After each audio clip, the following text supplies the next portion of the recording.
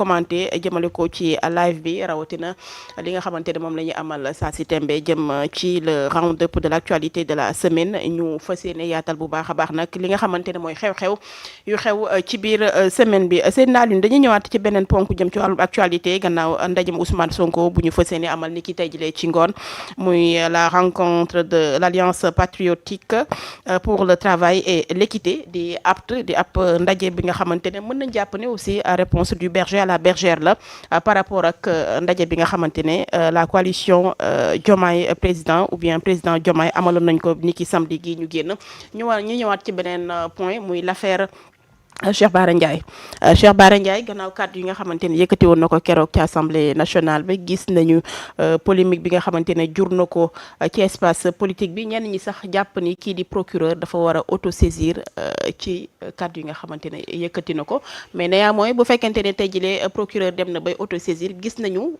ñenn ñi nga xamante ne yëkkati nañu ay kàddu teg ko ci kaw président bi te dara fekku leen ci. dinaa ñëw ci yooyu yëpp. ci lu yaatu sax.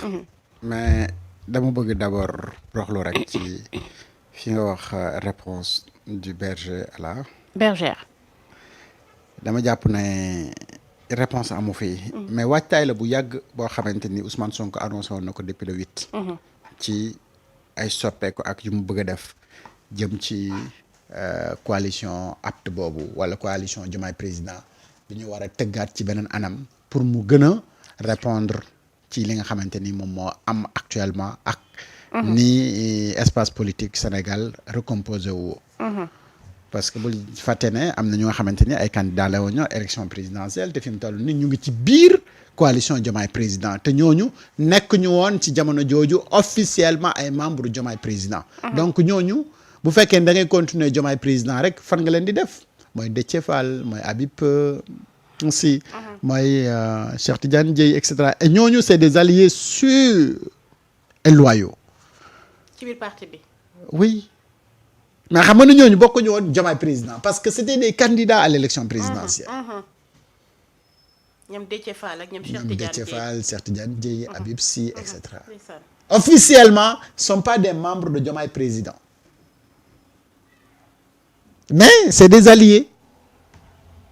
mouvance présidentielle. donc bu fekkee da ngay tëggaat ci anam bi nga xamante ni moom moo gën a adopté waat ak enjeu de l'heure. enjeu politique yi. oui enjeu politique yi. et non pas def une prolongation de division. parce que prolongation ou la coalition président Diomaye. loolu c'est def ay fractures yu bëri ci la coalition. surtout. nga choisir benn profil bu nga xamante ni nit ñi amuñu ci consensus xam nga coalition nag wala parti wala mouvement ak yooyu looloo ko dàqatas choisir benn personne morale bu nga xamante ni moralité am dafay poser problème. dañ koy lam-laamee. non mais amul consensus am ñoo xam ne dañuy taxaw fële ci naaj bi ne leen ba àdduna di tukki moom du ma jiital ci dara parce que parcours bi fi mu jaar la. bari na ci politiciens yi de. oui am na ñu bari ñu nga xamante ni dañoo génn ci parti wala lii parce que unanimité la. amut. kii jiite amul te kii jiite ba amul unanimité boobu gars yi du ñu rejoindre mouvement boobu. donc mënuñ ko piloter.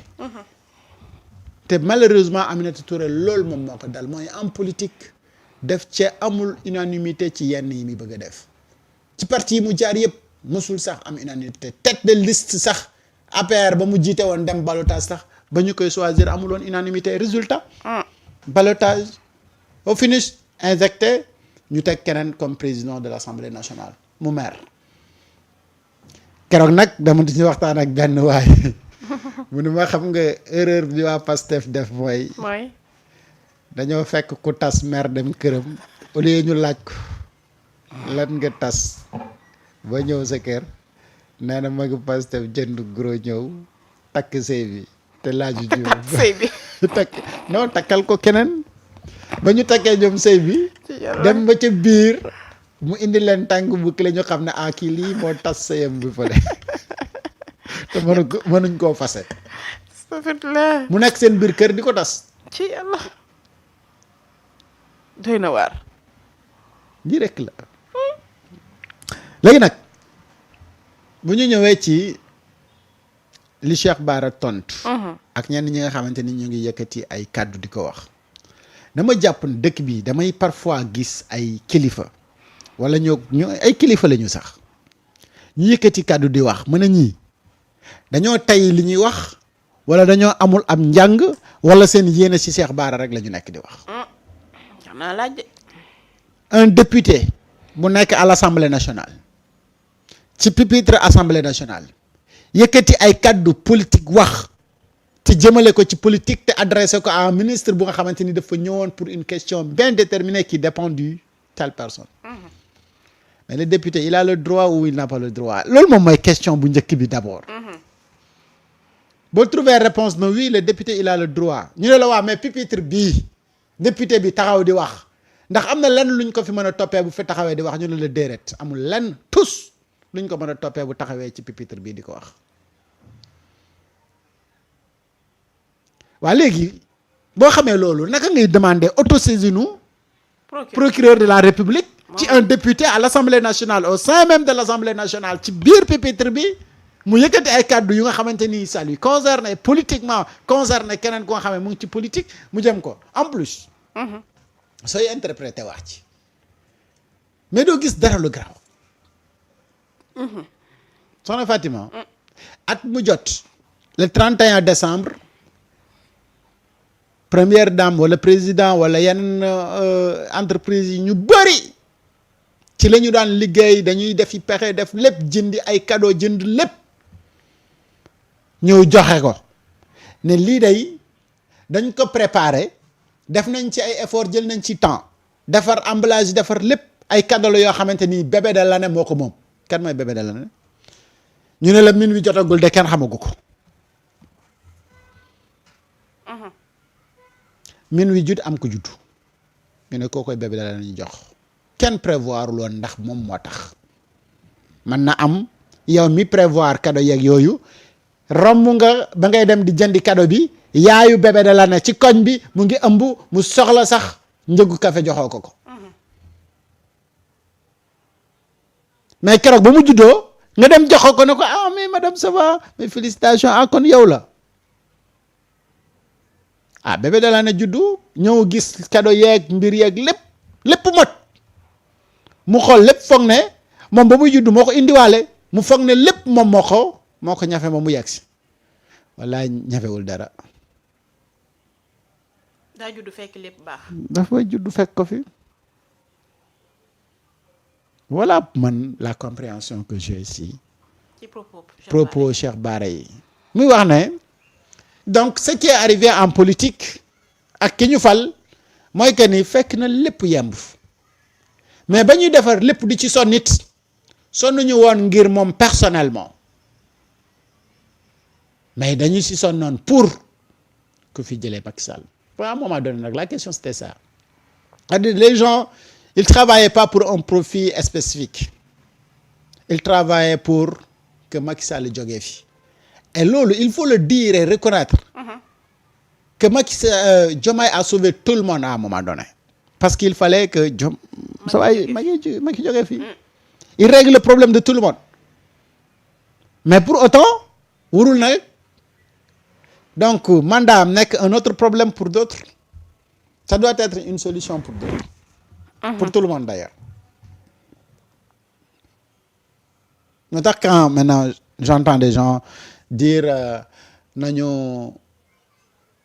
procureur dafa war a autosaisiru sur le cas de Cheikh Bara dafa war a nangam sangam dañu war a lii mais je me pose des questions mais ñii ci ban dëkk la ñu nekk bu procureur di autosaisiru si lan lay autosaisiru te fàttali ne ni c'est un député. am li nga xamante ne mooy malaanu kiir laayam immunité parlementaire am au-delà de ci pupitre bi sax di wax. nañu yem rek ci député bu taxaw ci pupitre bi di wax lépp lu mu fa mën a wax dara mënu ko ci fekk. amul lenn lu ko ci mën a fekk. waaw kooku booy autosaisir ci ay propos am yi mu wax biir l'Assemblée nationale kanaa ki procureur bi jàng na nag xam na li xew. leen ko waxee dama naan ne saay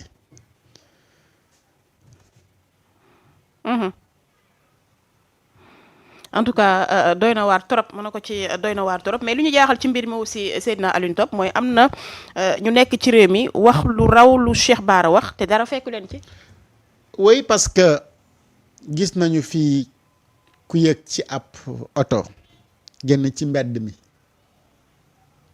tim ay militant am ne leen dañoo war a jël président bi génnee ko fi indi un gouvernement de transition indiwaat Macky Sall mu continuer nguur gi loolu mooy lan mooy nañu dëkkati waa ji fi nekk ni yóbbu ko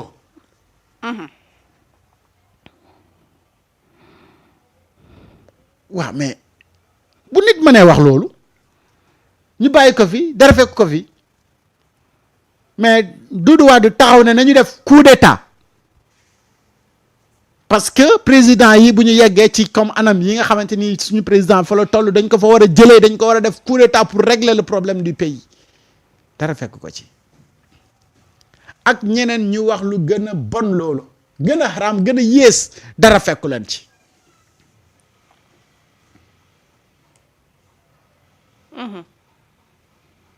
mais chaque Sénégal daf la war a jaral chaque Sénégalais pour protéger le Sénégal daf la war a jaral la sa coono sa bànneex sa temps sa énergie sa temps sa énergie si lépp il faut que Sénégalais yi ñun ñëpp qu'on soit debout pour protéger notre cher pays pour l'intérêt de ce peuple là ñu wax dëgg rek te yàlla rek tax kese et da ngay gis ne bu fekkee man dama am yaqin ni protéger Ousmane Sonko mooy protéger ce pays mooy protéger li nga xamante ni moom laa gis ne moom mooy defar pays mais il faut que man ma def le tout pour protéger Ousmane Sonko te mu jaral ma lépp nag ci fànn yépp nag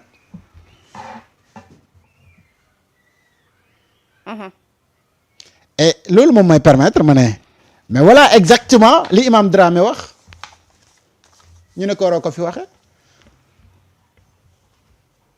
les Sénégalais n'ont pas le droit de protéger le pays ils n'ont pas le droit de protéger le guide de la révolution wala même le gardien de la révolution parce que bu ñu jàppoon ne gardien de la révolution moom mooy tax ñu atteindre objectif bi ñu jëm mais il faut le protéger te daf la waral jëral lépp ci àdduna bu la ko sa réew jaralee kay bu fekkee ni ab patriote nga laa wax de boo nekkee ab patriote nag moom mën ngaa def lu ne boo nekkee ab patriote waaw patriote waaw dafa am ay patriote ak ay patriote moom mooy la patriote yi mooy ñu nekk ci coalition beneen bële ñooñu ay patriote lañu duñu ay patriote yàlla patriote waaw léegi boo nekkee patriote sa réew daf la waral jaral lépp mais réew xam nga ñëpp mënuñu yegg au sommet déedéet mais bu yàlla defee nga am benn leader boo xamante ni moom ngeen jàpp ne kii moo mën a moo mën a tax ngeen atteindre seen objectif mais kooku daf leen war a jaral lépp mais est-ce que wax ne dañu war a protéger le gardien de la révolution c'est un délit ça c'est un débat démocratique et on est dans un et ce pays discours démocratique là c'est un discours révolutionnaire mais c'est pas autre chose ñoo xamante dégg xam nga nag ce pays là fois dafay bëri ay farce quoi neexul ba neexul parfois da ngay gis yenn mbir di do xew ci dëkk bi tu te dis mais moi j'ai plus envie de voilà quoi de me répondre au nom d'un Sénégalais quoi déet nañ nekk ay sénégalais rek mais moo tax ñu war a nekk ay patriotes pour protéger ce pays là et protéger les intérêts du peuple